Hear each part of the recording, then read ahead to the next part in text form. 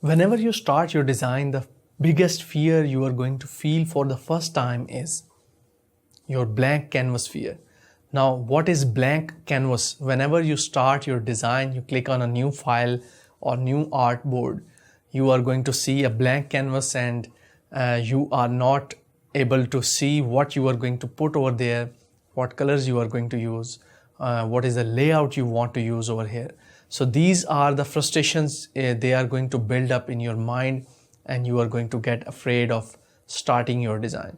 This happens even with me, even with experienced designers. So whatever your level of experience is, this is going to happen.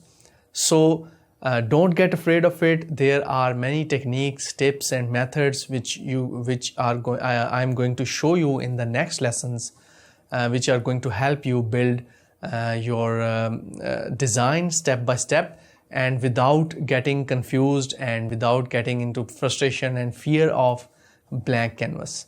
So stay tuned, and I'm going to show you a lot of things in the next lessons about how to overcome this blank canvas fear. So whenever you start your design, try to use those tips. If you have any questions, do ask me. Let's move on to the next lesson.